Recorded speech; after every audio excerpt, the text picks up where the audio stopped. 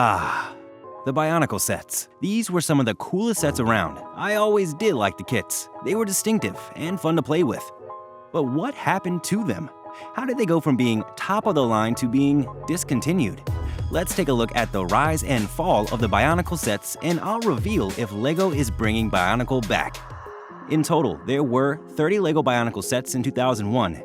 Most of these types of sets came in waves of 6, which would set the pattern for the theme for almost its entire run. The heroes of the story were the Toa, Tahu, Toa of Fire, Gali, Toa of Water, Pohatu, Toa of Stone, Onwa, Toa of Earth, Kopaka, Toa of Ice, and Lua, Toa of Air. They were an immediate hit with LEGO fans. It sold like hotcakes. The largest Bionicle set from 2001 was 8538, Muaka and Kane Ra, with a piece count of 633. The sets featured unique parts that allowed for movable joints, which made them perfect for action figures and stop-motion animation. They quickly became some of the most popular LEGO sets on the market. And more importantly, Bionicle was LEGO's own property. They didn't have to pay any royalties to anyone, like what was the case with Star Wars and Harry Potter, for example. And LEGO could control the hype all they wanted to, without having to be in line with anyone else's schedule. It is one of the biggest LEGO franchises in terms of animated material. It has more movies than any other specific LEGO series, unless we are counting animated shorts, where Star Wars wins. It also had a shockingly high number of books attached to the story, 25 short novels in total.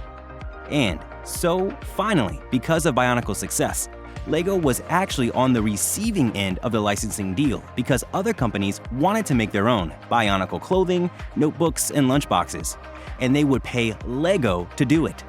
So, I don't have the full numbers, but in 2001, Bionicle made about $160 million, which, by my very rough estimate, was about 1/7 of their total revenue.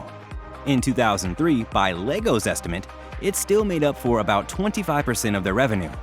However, by 2009, sales of Bionicle sets had begun to decline. LEGO, meanwhile, worked on a new product called Hero Factory, which they thought might do better than Bionicle, but that didn't do all that well.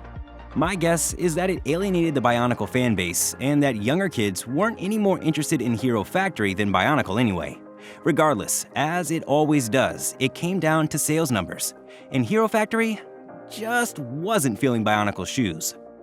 On November 24, 2009, LEGO announced that production on new Bionicle sets would cease after a final wave was released in 2010.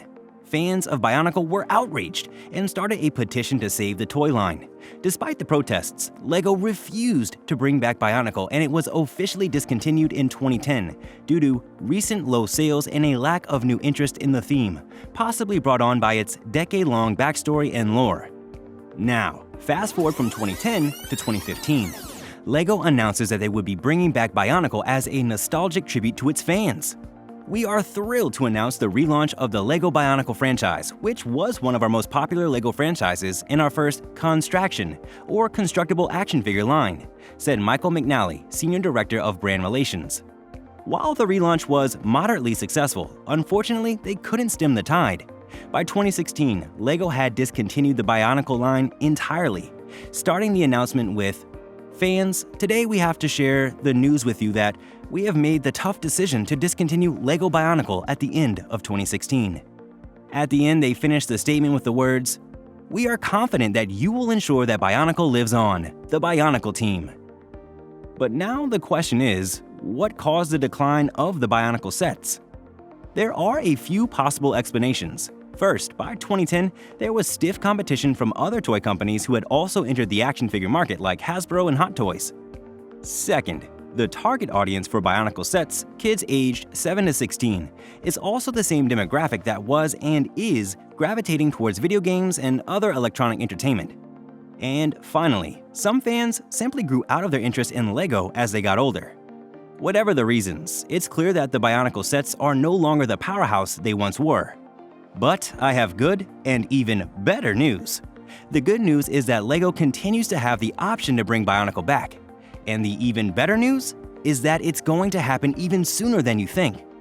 LEGO Bionicle is rumored for yet another return in 2023 as a promotional LEGO Bionicle set is planned to launch by the rumored name of 4580 Buildable Tahu Promo Set, likely depicting one of the original and most iconic Toa representing fire.